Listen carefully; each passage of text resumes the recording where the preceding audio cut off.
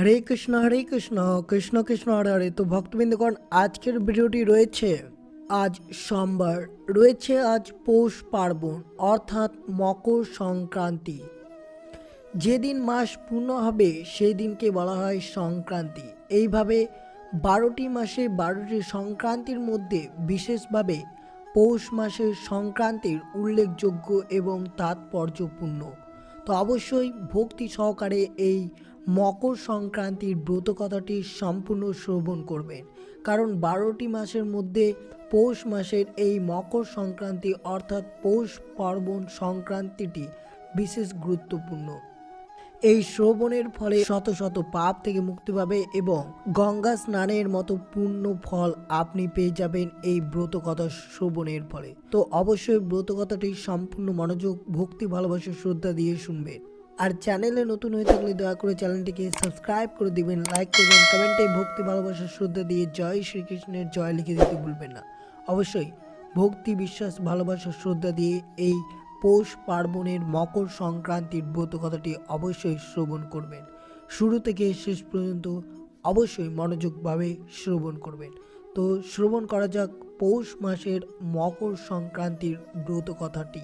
পৌষ মাসের শেষ দিনে সূর্য উত্তরায়ণের দিকে যাত্রা শুরু করে বলে এই সংক্রান্তিকে উত্তরায়ণ সংক্রান্তি বলা হয়। শাস্ত্রমতে মানুষের এক বছর দেবতাদের একটি দিন রাতের সমান, অর্থাৎ মানুষের উত্তরায়ণের 6 মাস দেবতাদের একটি দিন ও দক্ষিণায়নের 6 মাস দেবতাদের একটি রাত। রাতে মানুষ যেমন সকাল দরজা, জানলা, প্রধান ফটক ইত্যাদি বন্ধ করে ঘুমিয়ে পড়েন, তেমনি দেবতাগণও রাত্রে অর্থাৎ দক্ষিণায়নে সব কিছু বন্ধ করে ঘুমিয়ে পড়েন। এই সময় বাহির থেকে প্রবেশ করার সুযোগ নেই, অর্থাৎ দক্ষিণায়নে দেবালোকে পুরোপুরি বন্ধ থাকে। আবার দেবগণের রাত পৌষ সংক্রান্তির দিন শেষ হয় বলে পরবর্তী উদয়ের ব্রাহ্ম মুহূর্ত থেকে দেবগণের দিবা শুরু হয়। উক্ত সময়ে স্বর্গবাসী ও দেবলোকের সকলেই নিদ্রা ভঙ্গ হয় এবং নিত্য ভগবত সেবামূলক ক্রিয়াদি শুরু হতে থাকে। এই জন্য সনাতন ধর্মাবলম্বীগণ ব্রাহ্ম মুহূর্তে স্নান, নামযজ্ঞ, গীতাপাঠ, শঙ্খধ্বনি ও উলুধ্বনি অনুষ্ঠানের মাধ্যমে এই পৌষ পার্বণ দিবসটিকে আনন্দময় করে তোলে। কোন ব্রত বা উপবাস করার পূর্বে যেরকম সংযম করে ব্রতটি পালন করতে হয় এবং কীর্তন শুরুর পূর্বে যেমন অধিবাস অনুষ্ঠিত হয়ে তেমনি উত্তরায়ণকে সামনে রেখে পূর্ববর্তী তিথিতে সনাতন ধর্মাবলম্বীগণ পূজা পার্বণ এবং নাম যজ্ঞাদির অনুষ্ঠান করে থাকেন। উত্তরায়ণের দেবতাগণ জাগ্রত হওয়ায় শুভ লগ্নে পূজা পার্বণের দ্বারা তাদের সন্তুষ্টর ক্রমে যাতে দেবধামে পৌঁছে পরবর্তী সেখানে থেকে দেবগণের সহায়তায় ভগবত ধামে যাওয়ার সুকীর্তিটুকু অর্জন করা যায়। এই উদ্দেশ্যে দেবতাদের পুজো পার্বণ করে তাদের অশেষ কৃপা লাভ করেন সকল ভক্তরা। মানুষ যা করতে পারে না দেবগণ তা অতি সহজে করতে পারেন। তাই উত্তরায়ণের পাদপর্ণের শুভক্ষণে এবং দেবগণ জাগ্রত হওয়ার পূর্ণ লগ্ন ব্রহ্ম মুহূর্তে স্নান সমাপন পূর্বক আর্নিক ক্রিয়াদি শেষে ফুল, তুলসী, সাধ্যমতো প্রসাদী নিবেদন পূর্বক যজ্ঞ, পূজা অর্চনা, প্রার্থনা, অতিথি সেবা ইত্যাদির মাধ্যমে ভগবত ধামে যাওয়ার সুকীর্তিটুকু অর্জন করার চেষ্টা করা হয় এই পৌষ পার্বণের সময়। কারণ জীবের প্রকৃত ঠিকানা হচ্ছে ভগবত ধাম। তাই ভগবান শ্রীকৃষ্ণ গীতায় বলেছেন, যাকে প্রাপ্ত হলে জীব আর সংসারে ফিরে আসে না, সেটাই আমাদের পরম ধাম। এক কথায় ইহাই বোঝানো হয়েছে যে পরমাত্মার ধাম জীবের নিজ মূল ঠিকানা বলে আর ফিরতে হয় না। মানুষ যেমন নিজ বাড়িতে গেলে অন্য বাড়িতে থাকার প্রয়োজন হয় না, তেমনি জীব পরমাত্মার ধামে গেলে আর ফিরত হয় না। ভগবান শ্রীকৃষ্ণ বলেছেন, হে কুন্তিপত্র, আমাকে প্রাপ্ত হলে আর পুনর্জন্ম হয় না, কারণ জীব পরম আত্মায় অংশ। সুতরাং জীব যখন নিজ অংশী পরমাত্মার কৃপায় তাকে প্রাপ্ত হয়, তখন সে আর দুঃখ কষ্ট ভোগের জন্য জন্ম মৃত্যুরূপে সংসারে ফিরে আসে না। শাস্ত্রমতে ইহাই জীব মুক্তি। ভগবদ্ধামে অত্যন্ত সৌন্দর্য, অনন্ত মধুর্য, অনন্ত সুখ ভাগ্যবান ভক্তবিন্দুগণই কেবল আচ্ছাদন করে থাকেন।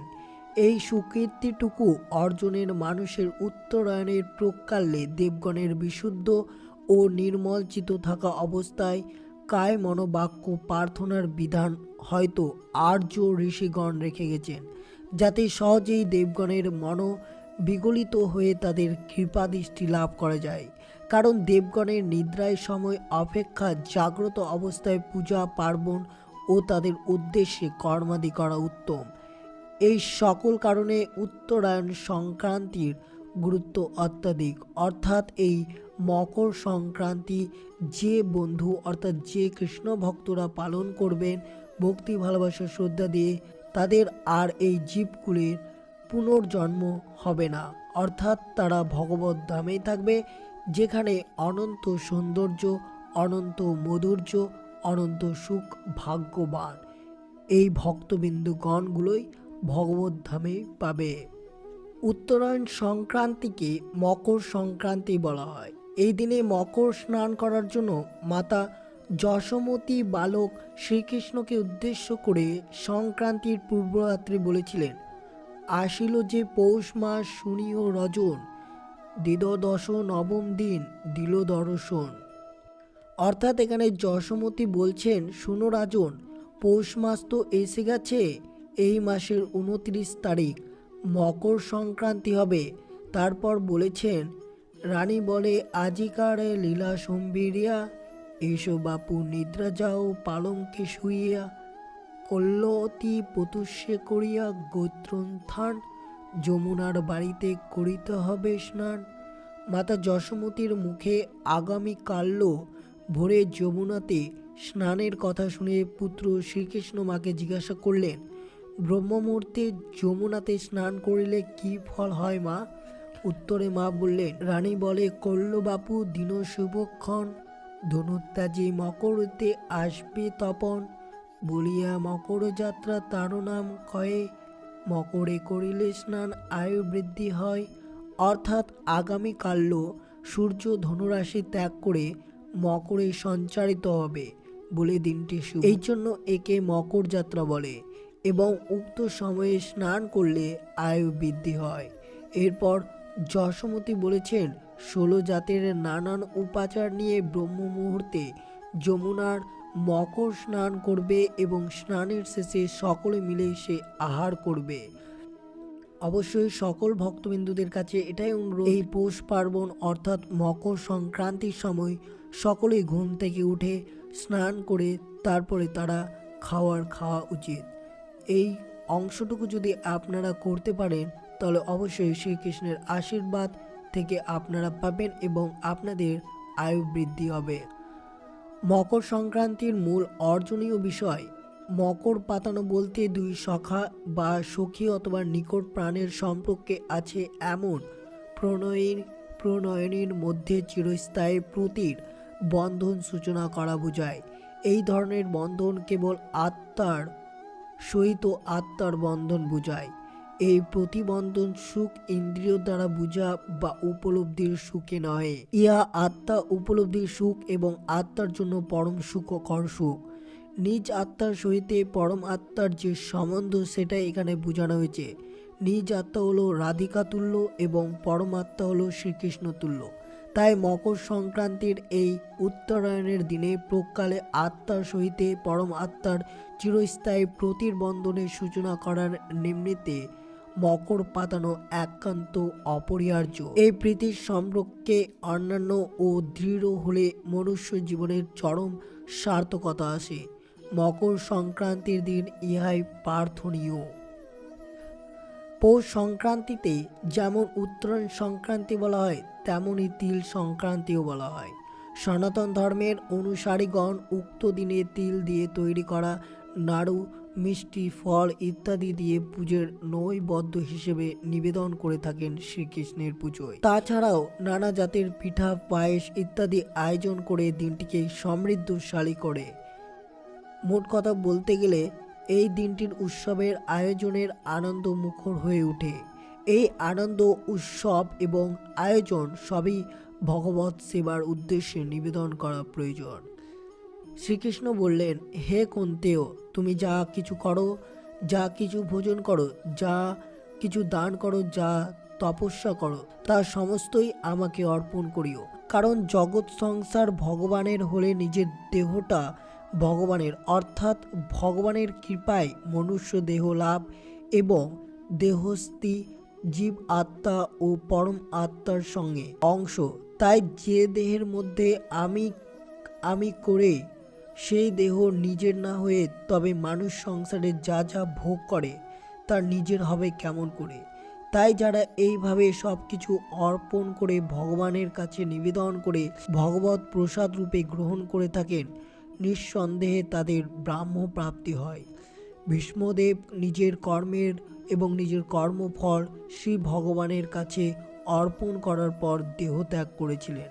তাই পৌষ সংক্রান্তি এই শুভ দিনে উত্তরায়ণের প্রকালে অষ্টবসুর অন্যতম ভীষ্মদেবের মহাপ্রয়াণের স্মৃতি বিজড়িত পুণ্য দিবস উপলক্ষে যারা যে নিবেদন, যা কিছু আয়োজন, সকলেই যেন করুণাময়ী ভগবানের উদ্দেশ্যে নিবেদন করে যেন পরিস্ফুটিত হয়ে সকলের কৃপা সৌরভ দান করে, এই প্রত্যাশাটুকু কাম্য।